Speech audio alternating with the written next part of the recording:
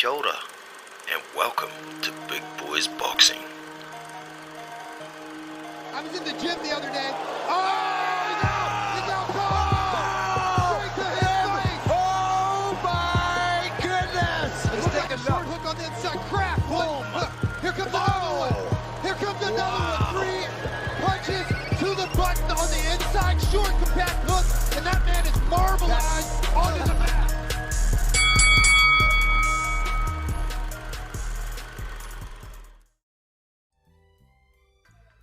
What is going on, team? Welcome back to Big Boys Boxing. And today we're going to be looking at a card that's going to be on tomorrow. It'll be starting at around 12:30 Friday, New Zealand time. And it's called Triller versus 4.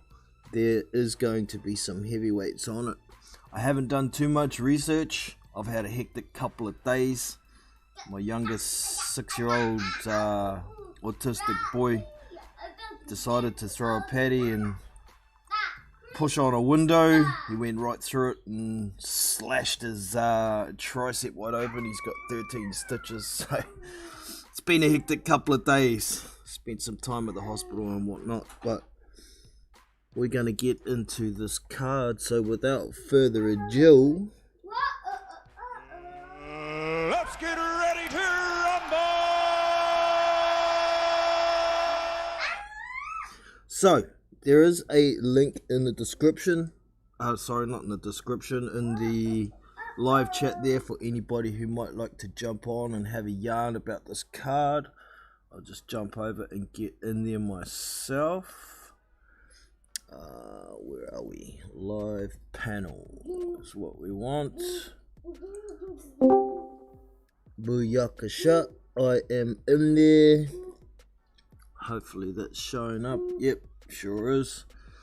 So yeah, that link is there for anybody who may like to join. So on this card, headlining the card is going to be Micheal Hunter and Jerry Forrest. So it's pretty much a late replacement because Micheal Hunter couldn't find an opponent apparently. Jerry Forrest was going to be fighting Joe Jones, but he's been promoted to the main event of the card. Initially, George Arias and Cassius Chaney were going to be headlining this card, but now Micheal Hunter's got an opponent. He will be headlining, so it is what it is. But here is the card, right? So Jerry Forrest and Micheal Hunter. Should be a pretty straightforward win for Micheal Hunter, I think. Jerry Forrest didn't look too bad in his... Was it his last fight? Let's have a look. He fought Carlos Takam. Oh no, he fought Zhili Zhang. There he is, Carlos Takam. He lost that fight, but it was a closer fight than I expected it to be. Carlos Takam looked really his age in that fight, right? But then he moved on and he fought Zhili Zhang. He got knocked down once in the first 3 rounds, once in each round, and then Zhili Zhang hit the wall with dehydration, kidney failure, and blood issues, but he managed to stay on his feet and fight his way to a draw. So I guess you could say Jerry Forrest is on a bit of a high at the moment, but in all honesty, a very sick Zhili Zhang compared to Micheal Hunter, big difference. I expect Jerry Forrest to get stopped in this fight in about round 4. Now this next one on the card here, Cassius Chaney and George Arias, 2 unbeaten prospects. Neither of them have fought anybody of any real note, and I've seen Cassius Chaney look quite vulnerable. Now Chaney is 6'6", He's a big dude, but he's not that heavy. Let's have a look, see what he weighed in at. Well, they haven't done the weigh-in yet. I think they've done the weigh-in, but nothing's up yet. So, yeah, we'll have a quick look at some of his previous opponents. Shondell Winters, we've seen him fight Alan Babick, Joseph Parker, and Shondell Winters. He beat him over 12 rounds. Well, hold on, no, he beat him over 10 rounds. UD. All right, Jason Bergman, a bona fide journeyman, as you can see by his record there, 27-18. Southpaw, he beat him as well, TKO, 3rd round. That's interesting, because Bergman's somewhat durable, and Cassius got him out of there. But Bergman, he's been in a few battles, maybe starting to get a bit more war-torn than he was when I last saw him. I can't even remember who I last saw him against, but yeah. Chauncey Williver, 57-12. It's not really worth mentioning Chauncey Williver as a nobody. Nick Jones, another bona fide journeyman, but hasn't got a lot of fights. And that's about all that's worth mentioning. So, Cassius Chaney, this is a bit of a step up for him. The bookies have got him as a favourite. I'll get to that once we've been through this card.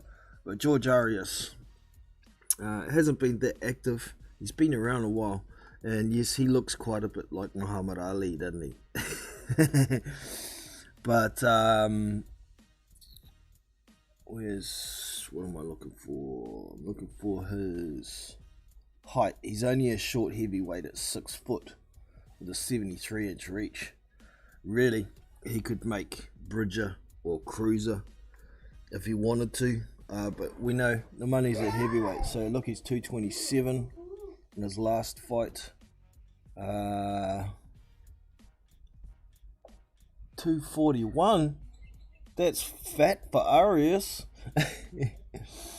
But anyway, his previous opponent, Joel Cordell, another bona fide journeyman level kind of guy. Gabriel Hernandez, he was unbeaten at the time, but just off the top of my head, I don't think he's fought a lot of opponents either worth mentioning, you know. So Keith Barr, we've seen him around a few times. I saw Junior Farr fight him. He's definitely journeyman level as well, but he only UD'd him. Junior Farr stopped him. And Robert Sims, 8-2 at the time, and he UD'd him as well. So it makes you question how much power George Arias has at heavyweight.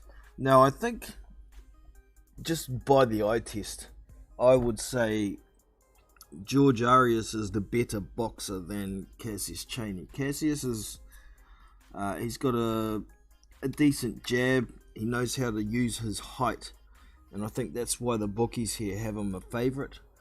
But I'm picking Cassius Chaney for that fight to win over the 10-round distance. I don't think he's got a shit show of stopping George Arias. Also on the card, we've got Trey Lippy Morrison, 18-0, the son of Tommy Morrison. He's fighting this guy, Mike Belugan. Now, I've heard the name, I haven't seen him fight. He's 17-0 at present. But we'll look at Trey Lippy Morrison first. He's not a huge heavyweight. He's 6'3". He's got a 74-inch reach, so quite a short reach. And in his last fight, he looked like dog crap. Don Hainsworth he fought, and he had some real trouble with him. He did win it over 6 rounds. This fight he's going to be in is going to be 10. And I don't think he's been 10 before. Hasn't even had a scheduled 10 round fight. So we shall see what happens in this fight. But I think, let me have a look. I think the bookies have got him as an underdog in this one. Where is it? Here it is. Trey Lippy Morrison's paying $2, which is 2 to 1 for those who don't understand these dollar values. And Mike Balugan is paying $1.72. Yeah, I'm gonna have to have a look more into this Mike Balugan guy myself. I haven't seen him fight, so interesting. This could be the fight that Trey Lippy Morrison takes his first L. Now let's have a quick look at this Mike Balugan. Has he got any stats? He's only 6 foot tall. He's a southpaw. Interesting. Okay. No registered reach. Yeah, I have to try and do a bit more research on this guy before I try making any bets, I think. Oh, he's also fought Keith Barr. But he stopped him. Okay, stopped him in the second round. Ooh, you could be in trouble here, Trey. Don't even know who this guy is. 32 and 24. That's why.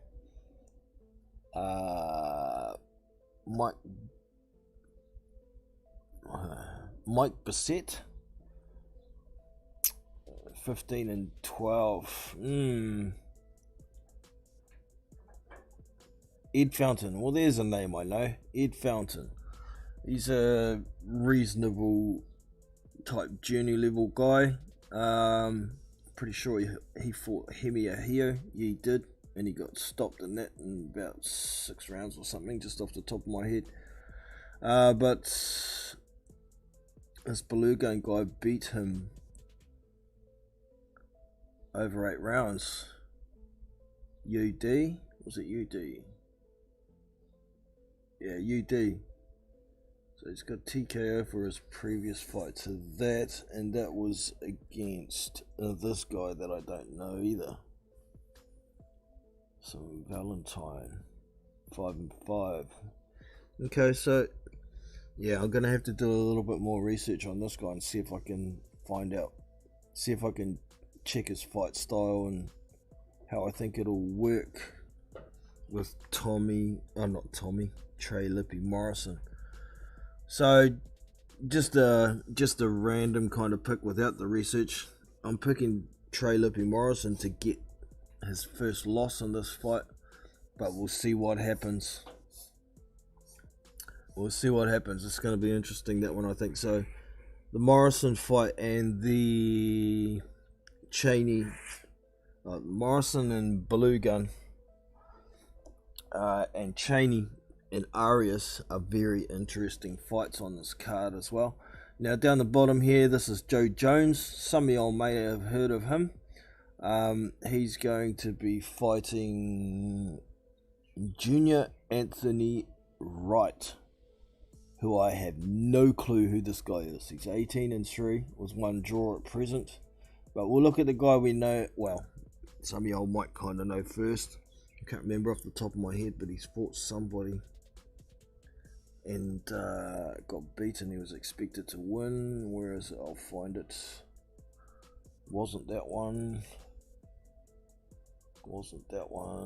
Oh, Joey DeWaco. What happened in that fight? Joey DeWaco, he lost that one via TKO in the first round. Ooh. I mean, Joey DeWaco, he's a short ass heavyweight, but he's way overweight for his size. You know, he could probably make a light heavyweight if he really put his mind to it, Joey DeWaco. But anyway, man, who was it? I remember him fighting. It wasn't Richard Riviera. No. Who the hell was it? Maybe I'm thinking. might be thinking of someone else. I must be, because it's not on here. I would recognize it. So Joey Dwayko is really the only name that many, or maybe Richard Riviera, some of y'all might know who he is. 15-0 at the time, and he lost that fight over 8. So yeah, I'm thinking Joe Jones should win this fight quite easily, but that first round knockout loss to Joey Dwayko makes me think, has he got a chin? And this guy here, Junior Anthony Wright, I don't know who the hell he is. So it's hard to make a pick on this one as well, really. He's only a 6-foot heavyweight. Who's he fought, man? More along the lines, who's he lost to, because that kind of gives us a level. Won his last fight in the first round, TKO. 4th round, TKO.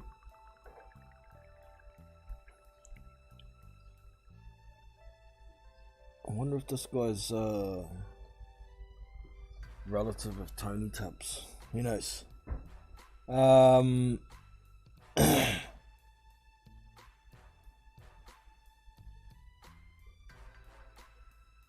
Don McCreary. Like that. Damon McCreary. I don't know if that rings a bell either.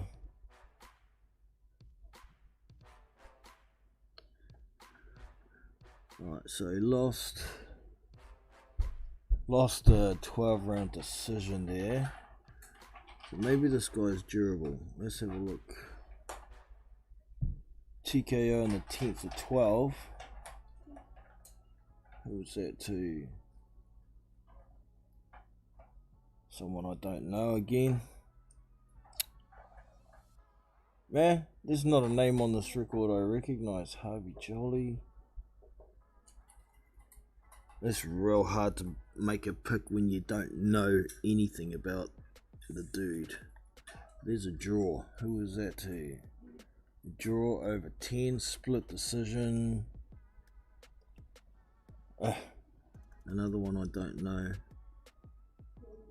There's one more loss somewhere. Where is it? I missed it. Draw. So he had 3 losses. 1, 2. Oh yeah, there's 3 losses there. UD loss. TKO loss in the 10th, and a KO loss in 8.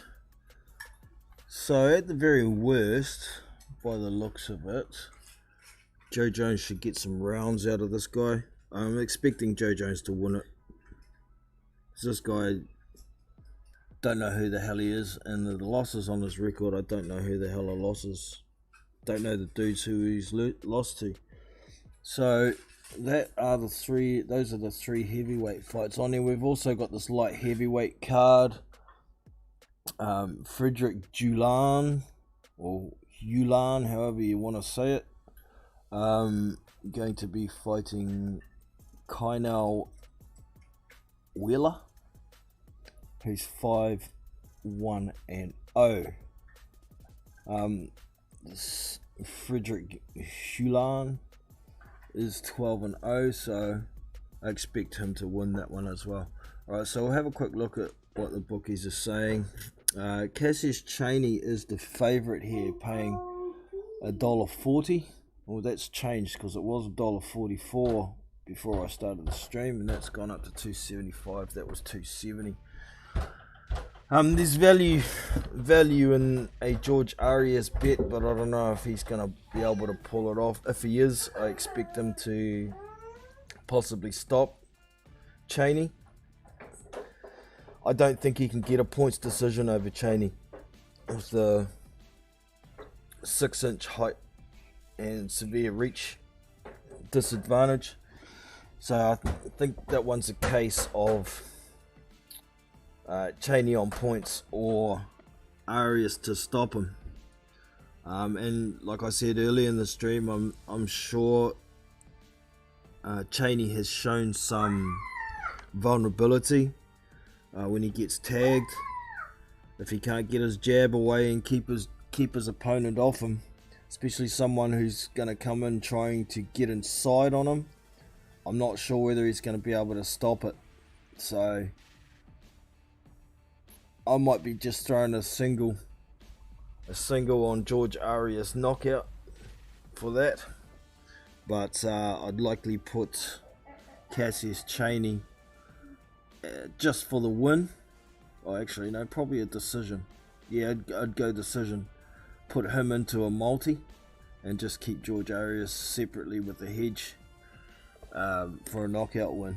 Micheal Hunter over Jerry Forrest goes without saying. He's paying $1.03. He's going to smoke Jerry Forrest out of there. And I'd be grouping rounds. 6 rounds and under. Micheal Hunter TKO for that one. And be putting that in my multi. Trey, Lippy, Morrison to lose. To get knocked out, I think.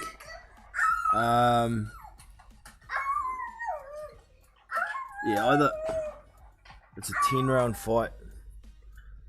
Yeah, Trey, Lippy, Morrison to get stopped. I think in that fight,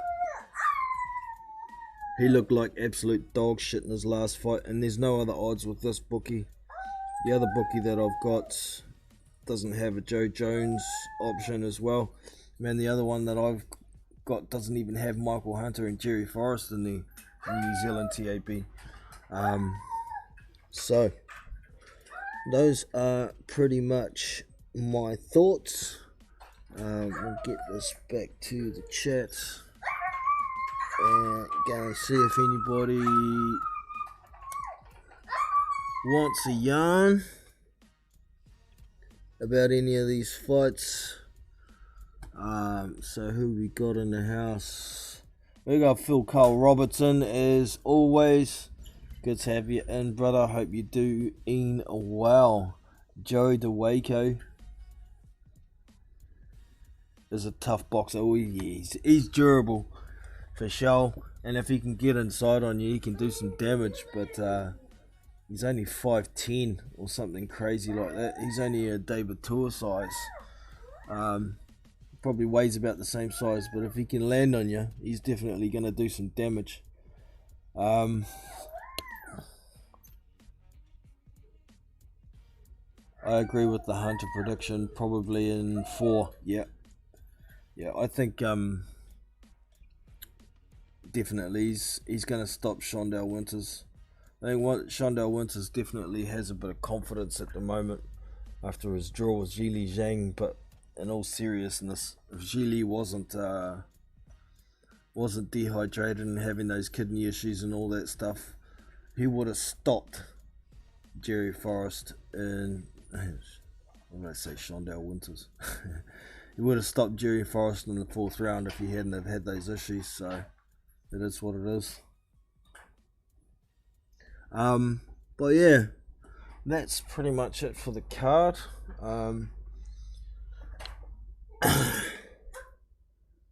Let me just have a quick look at what do we got here. Look at my stream site. No, not that one. That's got nothing. Wrong one. No, this one. Alright, yeah. Definitely starts New Zealand time tomorrow, 12:30 p.m. And the event is called Triller versus 4 in Roman numerals, the 4. And it's titled with Cassius, with Chaney versus Arias.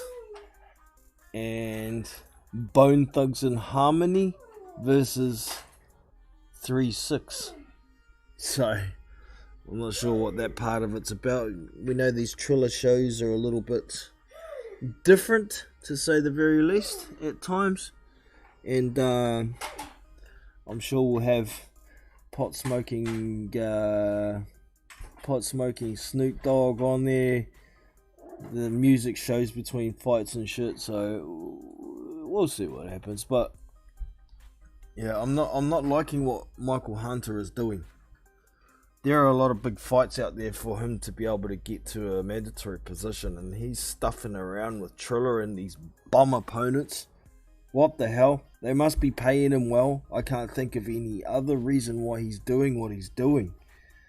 He needs to be fighting top contenders to force himself a title shot. No one's going to give it to him because he's a difficult fighter to deal with. So fighting these bums has just got to be for money while he's waiting around for mandatory positions to fall on his lap. Fighting these bums, the mandatory ain't going to fall on his lap. Simple as that.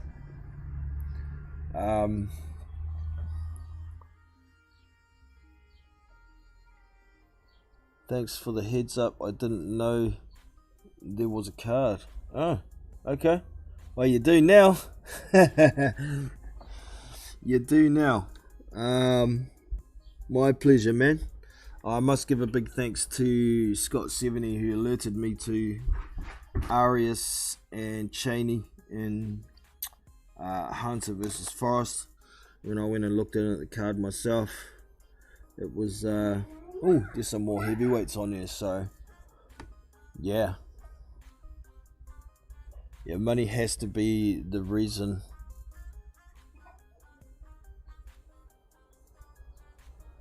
It's easier to fight Forrest than Hergervick. Yeah, it sucks. Still nobody wants to fight Hergervick by the looks of it.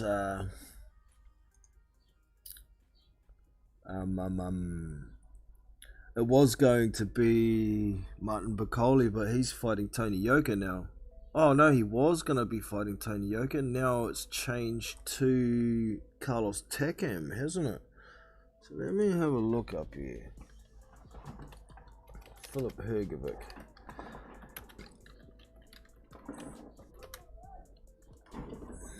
Philipp Hergervick. Oh, not Wikipedia. I need to type Boxrec as well. Dumbass. Pretty sure he's still got nothing scheduled.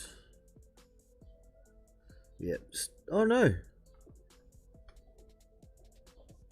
He's got a fight. And it's this weekend. Philipp Hergervick. Well.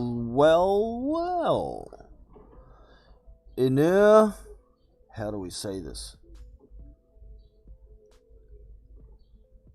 Amatovic. Emir is his first name. Emir. Ahmatovic.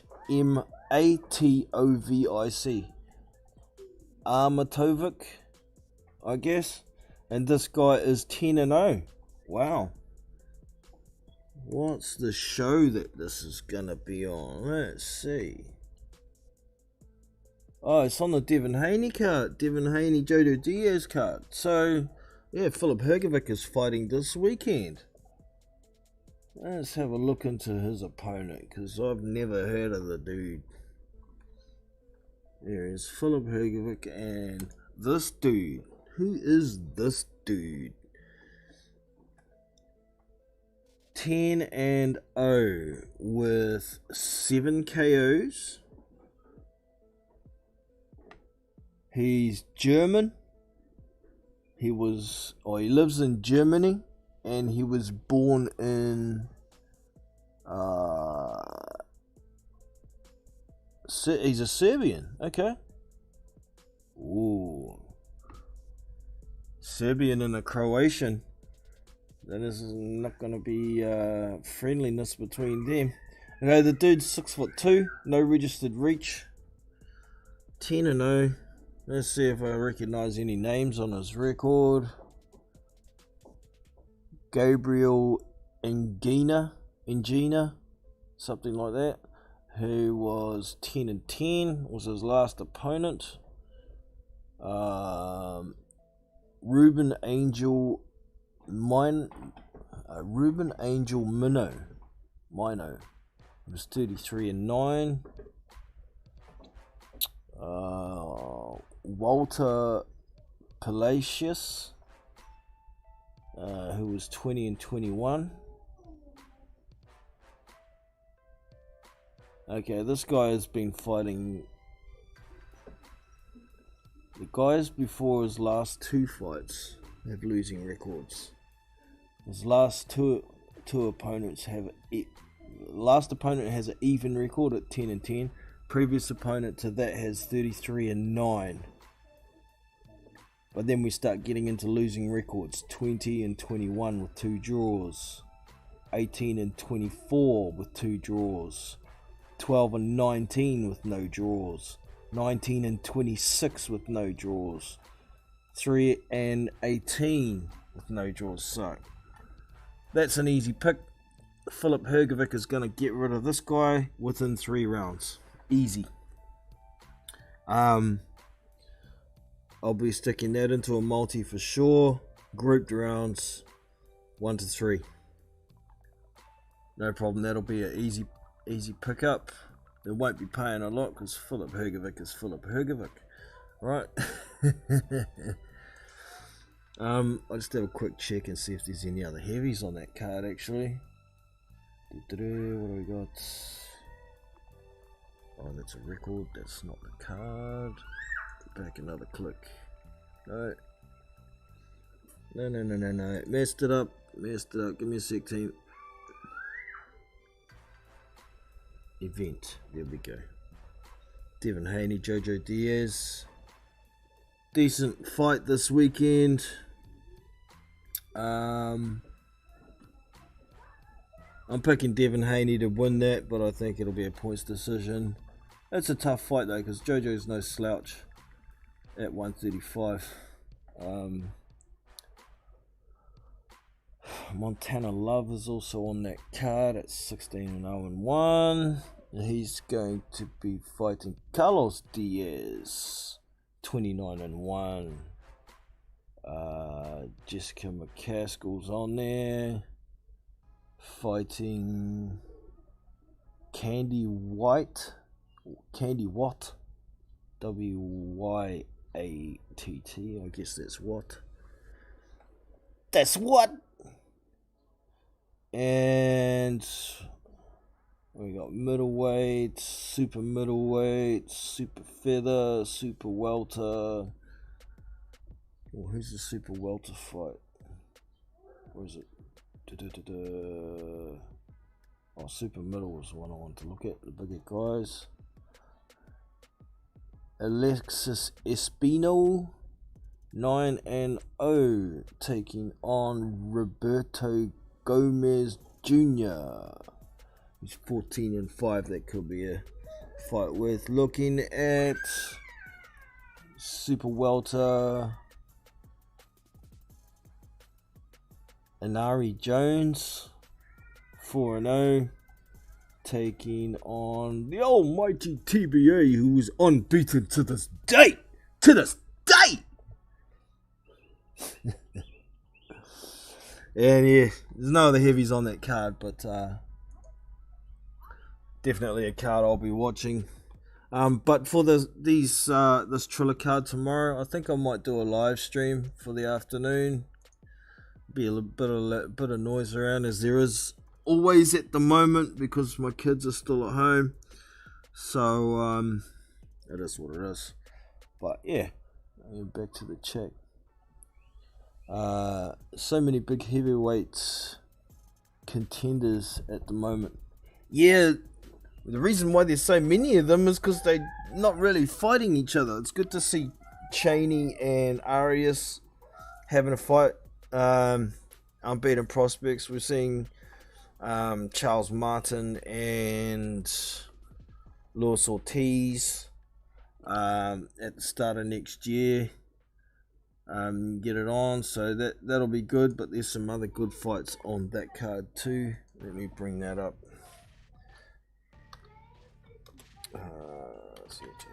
CHARLESMARTIN. Charles Martin. Bring that up. Boom. I walk this earth like a god. It's never gonna fade that, eh? It's gonna stick with it forever. Okay, yeah, also on that card we got Frank Sanchez taking on Carlos Negron. Frank Sanchez should be way too classy for Carlos Negron, although Carlos Negron has shown some improvement. He's now training with Luis Ortiz's coach as well, and he has shown an improvement since joining him. I expect Negron to give Sanchez some rounds, but Negron I think is too slow to be able to land on Sanchez. Sanchez is going to be a real problem for anybody with the skills he possesses with evasion, his timing and speed. I don't think he hits that hard, but he hits hard enough to accumulate stoppages. Also on that card we got Jonathan Rice rematching Michael Polite Coffee. Unless Michael Polite Coffee's going to pull some new tricks out of the bag, he ain't going to win that fight, especially with Jonathan Rice having new confidence in himself. So it'll be interesting when we get to it. I was really high on Michael Polite Coffee, but after seeing how Jonathan Rice was able to land on him so easily, prior to that, Michael Polite Coffee's defense was really good. He used to slip punch as well. He used to see them really well. He was pretty quick. He's got a unbelievably powerful uppercut in both hands. But in that fight against Jonathan Rice, he was just getting popped with the right hand. Yeah, the right hand down the pipe all night. He was fighting out of the southpaw stance and wasn't holding the phone at all. Wasn't holding that left hand up to stop himself getting caught with that right hand, and it kept going until he got stopped. So, like I say, Michael Polite Coffee's going to need some new tricks to be able to deal with Jonathan Rice and his newfound confidence. But also on there we have Gerald Washington, 20-4. He's taking on Ali Randamirez, and now that's also a very good fight. Many people don't know much about Ali Randamirez. They know he fought F.A. Ajagba and lost the decision, but that fight was very difficult for Ajagba. And I think Ali Randamirez is going to pull out a win against Gerald Washington.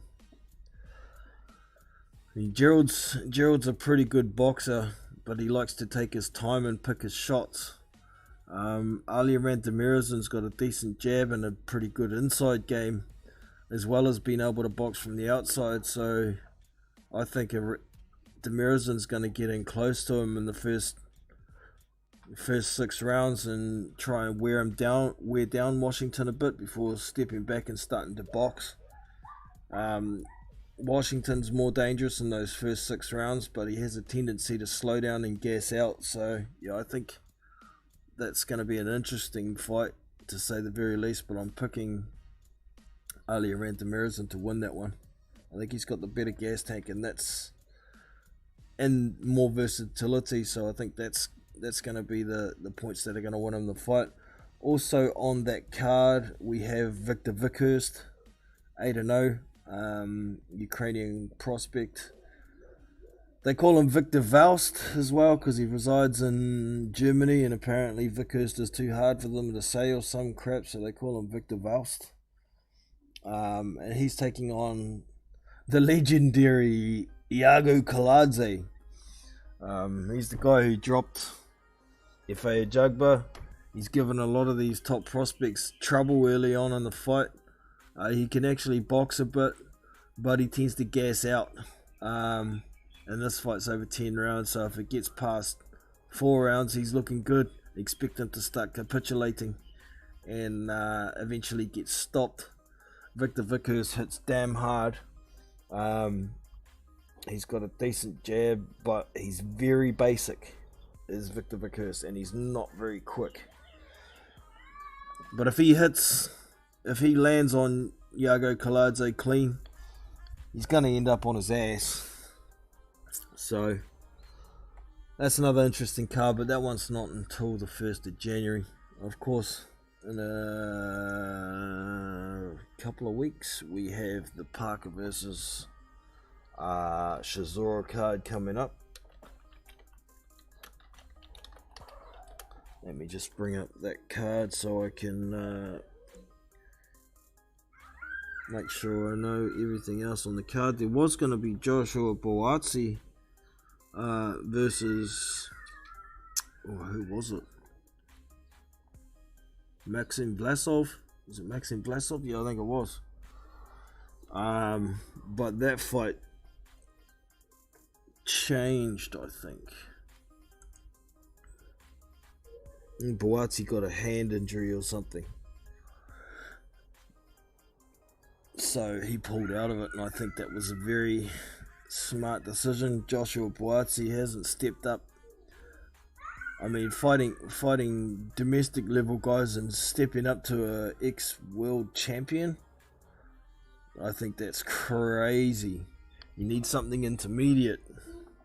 But yeah, on that card, Joseph Parker and Derek Chisora. When is the actual date? Is it the 18th of December, I think? Or is it commission promoter? Where's this damn date? United Kingdom. Oh, there we go. 18th of December, so it'll be the 17th in New Zealand on the Sunday morning. On that card, we have Carlos Congora, a super middleweight. Yeah, Carlos Congora, 20-0, taking on Lerone Richards. Oh yeah, I've seen that guy. He's 15-0, so that's kind of a crossroads fight. Well, it's 12 rounds. It may be a title fight. What do we got here? It's an IBO World Super Middleweight title. So it's only an IBO title. It's not the recognised. What else we got on here? Got a Super Featherweight fight. Zalfa Barrett's going to be taking on Bruno Torino. It's a decent fight, I guess, but Zalfa Barrett should win that one. Lee McGregor, 11-0, also on the card. He's going to be taking on Narek. How do we say this one? Abgarian. Yeah, that looks right. Yeah, Narek Abgarian, 15-1. Can't say I know the dude, so I can't comment too much on that one. Jack Cullen, you've seen him fight, 21-1. He's going to be taking on Henry Kuka, who is 18-1. Could be interesting, but I'm a little disappointed there ain't really any other heavyweight fights on the card that I've seen yet. We do have a cruiserweight fight here. Jordan Thompson, who's 11-0, going to be taking on Clement Oppenet. O-P-P-E-N-O-T. Oppenot. It just sounds funny in my mouth. He's 5-1. What else we got? Super light, not interested. Yeah, okay.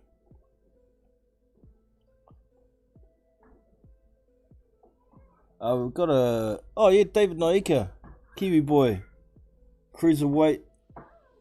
He's 1-0 at present, and he's going to be taking on TBA. I'm sure it was actually, I thought he was going to be fighting Jordan Thompson, but he's scheduled to fight someone else now. Maybe they decided that's a bit too tough for your second pro fight, taking on an 11-0 unbeaten prospect.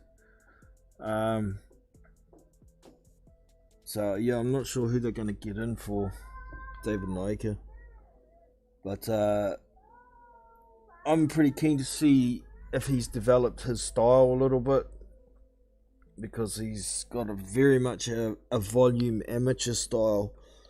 But I saw an interview with Joe Parker the other day talking about David and how he's coming along in training, and he's been sparring a whole lot of decent boxers and working with lots of different coaches. So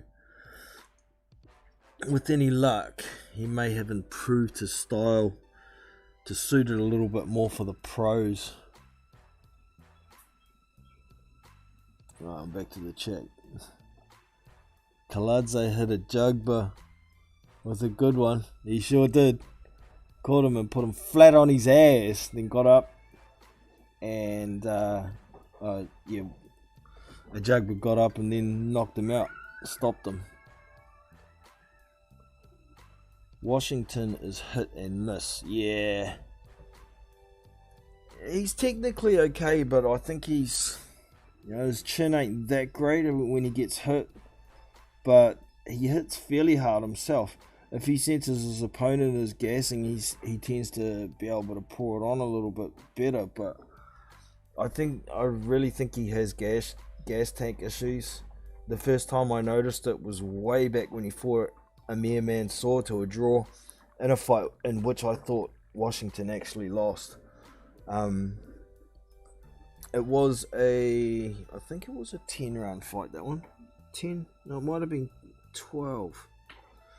Yeah, I think it was 12 because it was some sort of eliminator. But Washington won the first 5 rounds, but then his gas tank just disappeared and Amir poured it on for the rest of the fight. They gave a split decision draw to Washington. And from then on, it's like, if Washington's pressured and made to punch and move for the first few rounds of a fight, he will gas out. I mean, he looks like he's in tip-top condition all the time. But his stamina has always been an issue. So he might get beaten in that fight. And just off the top of my head, I can't even remember who's fight. Oh, Ali ran to Morrison. Yeah, I think that's a really good fight. For us fans, anyway. Never got your thoughts on Kambosos, mate.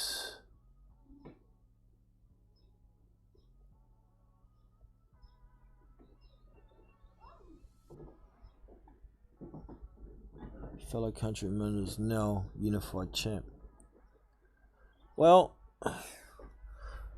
being honest, I was picking Teofimo to stop Kambosos within the first 6 rounds, but the day before the fight I went and watched Kambosos fight Mickey Bay, and just the style was like, ooh, I've already made my bet here. This could be a problem for Teo.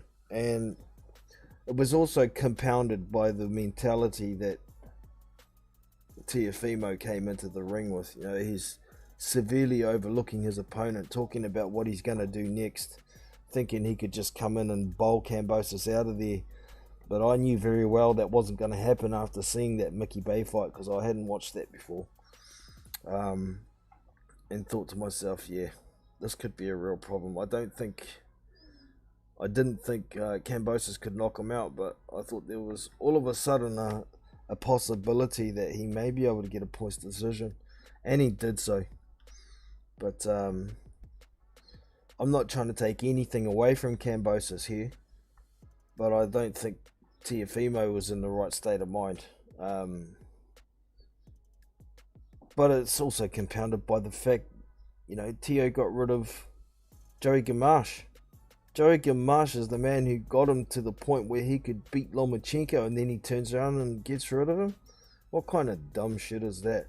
But George Kambosos definitely deserves all the credit in the world for what he achieved. And I'm thinking it probably opens up the door for us to possibly, more likely for us to be able to see undisputed champion at 135. But big ups to George Kambosos. He put in the work. His grandfather died while he was training. He still kept training. His son was born while he was training. or his child, I don't know if it was a boy or a girl. So his kid got born while he was training, so he kept training. And Tio, he just fully overlooked Kambosos and paid the price for it. So well done, George. Very well done. Let's see if he can get that Haney fight next, or is he going to have to face a mandatory or what? But I'm looking forward to seeing how far George can go.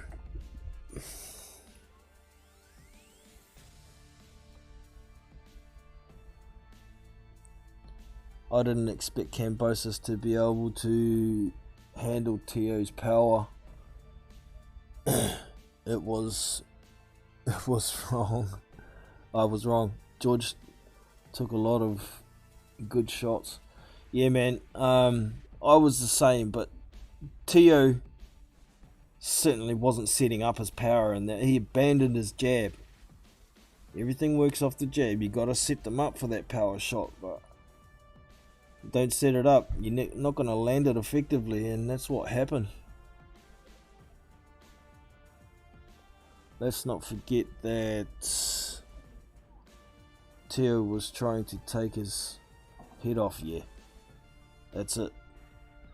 You go looking for a knockout, it's a lot harder to get it usually, particularly if somebody's watched your film and seen how you fight and you know what was to be expected. It was quite funny though, because usually when somebody says that they're going to come out and knock someone out in the first or second round, it's kind of a front to make them think that's what they were going to do, and then they don't do it. They box and do what they do best, but that wasn't the case. So, yeah, big congratulations, George Kambosos. Lopez needed to be taken down. Yeah. Got a big chip on his shoulder after that Lomachenko win. Fell in love with himself. Overvalued himself. Even snubbed his own promoter to go and try and make more money somewhere else, which they'd never had. And then he ended up getting pipped on the cards.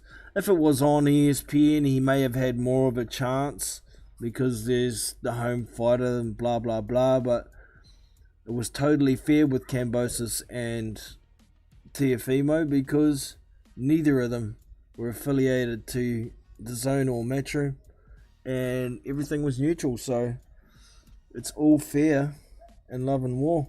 But this Teofimo Senior with his delusional crap that he's coming out with, oh, everybody knows who won. Damn right. I haven't seen anybody, literally, I haven't spoken to or seen anybody besides Teofimo Lopez and Teofimo Lopez Senior say that they won that fight. And as for Senior saying the crowd was booing the decision, no, they weren't. They weren't booing until Teofimo butted into George Kambosos' post-fight interview where it's supposed to be his time. That's when the crowd started booing because Teofimo is showing very bad sportsmanship. So, yeah, I had an 8-4 as well, Phil. I had an 8-4. I could see 7-5 at very best, but 8-4 or even 9-3 to to Kambosos. So, anybody who's saying Teofimo was robbed is absolutely in denial, delusional. Stop smoking too much crack because you're blowing all your brain cells. Go and look up the criteria for scoring. Just because Tio threw more punches doesn't mean he landed more punches. He was not landing the cleaner work. He was not being the ring general. And his defense was crap. Those are the 4 criteria for scoring boxing. Effective aggression, defense, ring generalship, and clean, effective punching. Hitting blocks isn't clean, effective punching. Simple as that. But, yeah. It is what it is, man. So, I think that's pretty much us for today. Unless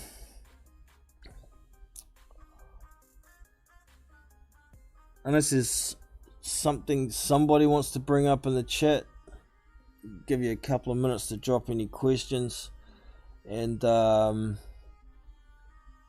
then I guess I will fuck out of my face.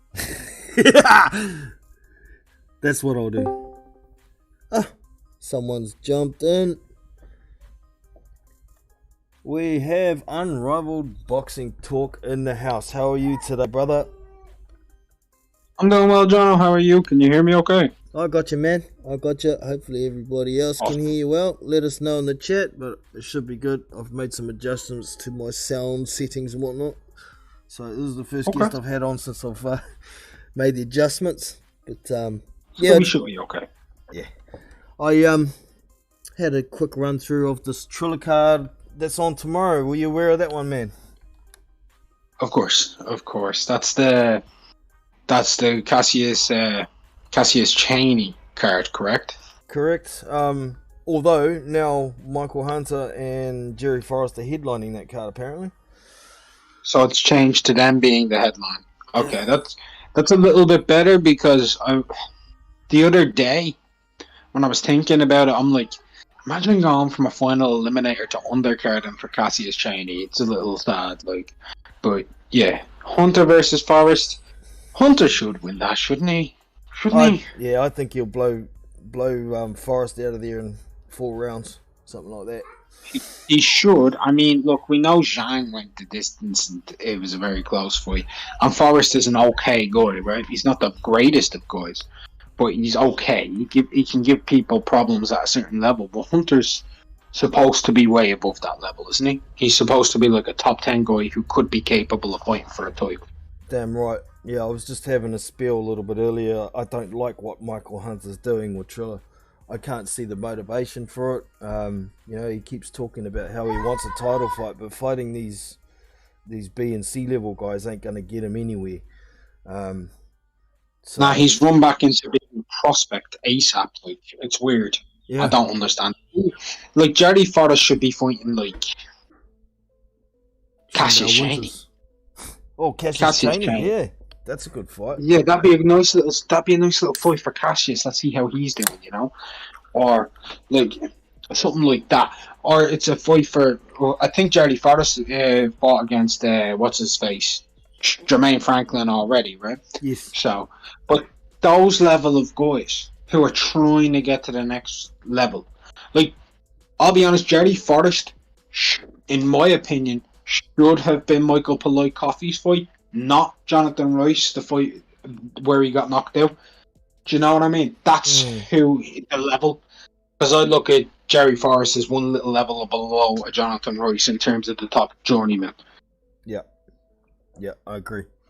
I'm sure the fight pretty much got made because Michael Polite Coffey wants to set things right in his mind, but no, I'm talking before that fight.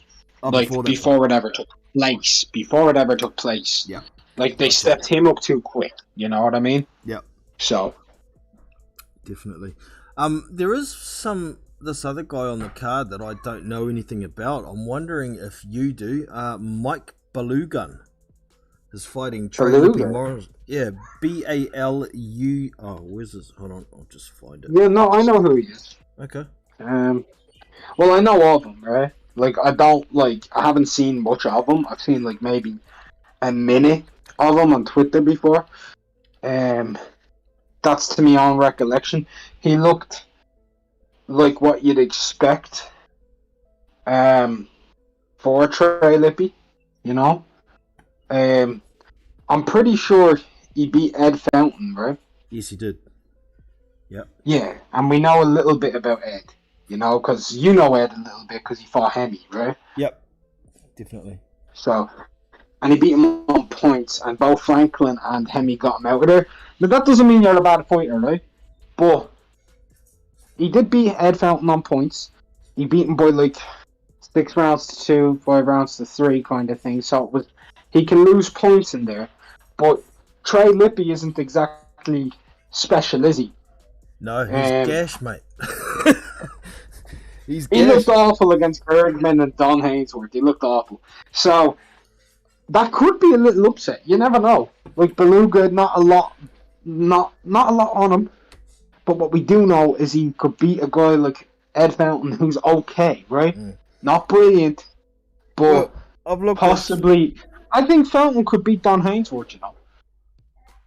Yes, I'd agree with that. It'd be a decent fight too. Possibly. Though. Yeah. It'd be really good fight. It'd be very even keel, you know, 50-50. So the difference in these guys isn't much. So Beluga not as known as Trey Lippy, so if there's odds on that fight, it could be, you know, worth the little 5-10 spot on the cheek. Trey Lippy Morrison's the underdog, according to the bookies. Is he? Yeah, he's paying $2. Whoa. Beluga's paying $1.75. What? So Yeah. they have a kind of like a 50-50 nearly. Damn near. That's weird. You would have assumed like the more known guy. Like the bookies must have seen a bit of Balogun, right? Or Yeah, maybe it's yeah. because they haven't seen at all, but they've seen Trey Lippy and knows he ain't shit. Yeah, I'm thinking the latter. Yeah, they may be looking at him as like, because I remember he was a heavy favourite against Don Hainsworth, wasn't he? He was. And they're probably not looking to do that again. Hell to the no. It was close. Bit too close. So yeah, I reckon Balogun could cause an upset, and even though I haven't seen enough of him, what I have seen and what I've like checked a little bit on the opposition, I think he might be good. I think he might win it on points. Sweet. Yeah, well, that's the pick I'm going with too. I think Beluga's going to stop him, to be honest. Even though I haven't really seen anything. We must say, John, we are looking at this blind, right? We're kind of looking at that blind. So, more or less what we're telling you, folks, if you're listening, looking for the bet tip, we could be wrong. Yes. We don't know if we are. We think we might be right on this one, and we haven't even seen the dude. That tells you Trey Lippy ain't jack. Right. We only know him because he's Tommy's son. Really. We don't. So what else we got on that card? Joe Jones, who was apparently going to be fighting Jerry Forrest, is on that card as well. But Micheal Hunter couldn't find an opponent, so they promoted Jerry Forrest to the Micheal Hunter fight, and Joe Jones is going to be fighting Junior Anthony Wright, who is the dude who fought Ruslan Fafer. Oh, so he is. He fought Ruslan Fafer and Beirut Shumanov. So he's fought solid guys. I think he also fought Chaki Kiev as well. Like solid guys at cruiser. He's a solid cruiserweight right there, John. Okay. And how many losses does he have? Because he lost to those 3. How many losses does he have total? 3. He's got 3 losses and 1 draw. Ooh. Okay. Who did he draw with? We'll find that. Here it is. Split decision draw over 10 against Stuyvesant. How do I say this? Stuyvesant Bujai. Okay. Stevens Bujai. Yep, that's him. At the time, he was 12-0. The Albanian who got stopped in 2017 against Matthias Masterman. Okay. That's not a bad guy. He's not brilliant. Ooh, but that's not a bad guy. So, Joe Jones, yeah, I've seen he got stopped in the first round, did Joe Jones against Joey DeWaco. I think that was that one. He got forced against DeWaco. I remember seeing him get stopped against Apochi. Oh no. Yeah, it was Joey DeWaco. Yeah, he got stopped in the first round and 8 against Joey DeWaco. So put your money on Roy, folks. He's been in with the better competition. Yeah, I was wondering about Joe Jones's chin.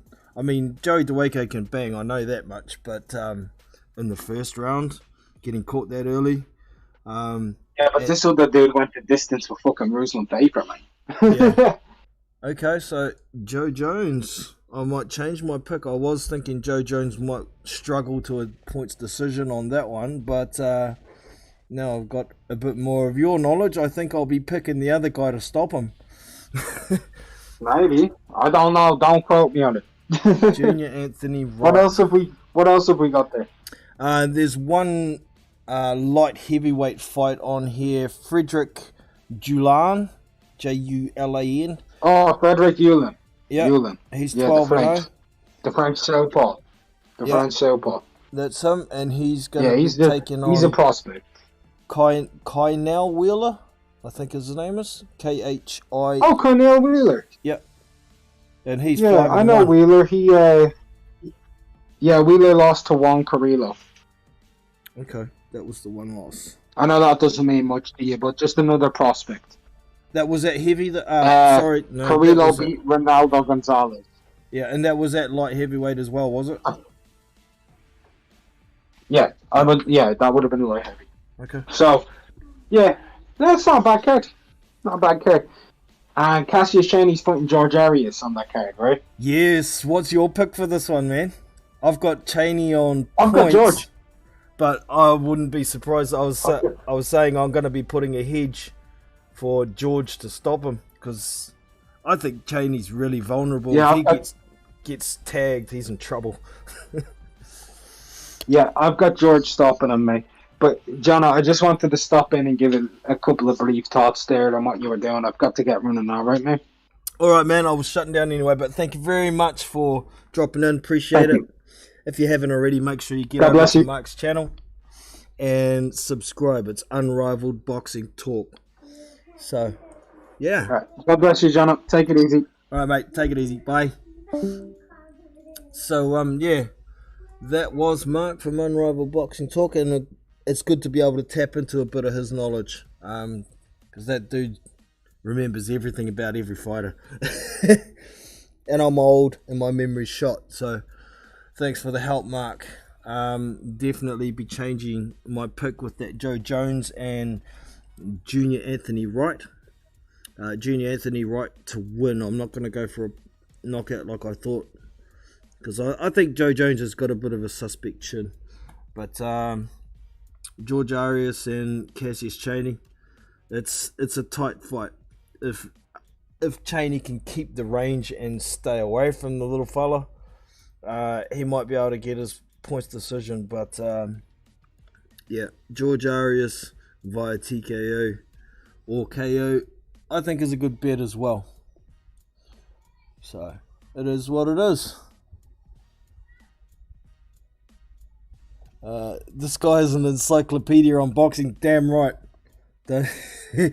He's good like that. So if you ever don't know something about a fighter and you want to know, either go and hit Mark up or go and hit up Boxing Librarians, another good one, or Scrapbook Boxing. These guys, if you know the name, they pretty much guaranteed to know anything about any of them. So yes. And that is about us for today, team. Thank you very much for joining us. I hope you all have enjoyed. And I'll probably do a live stream for that card tomorrow.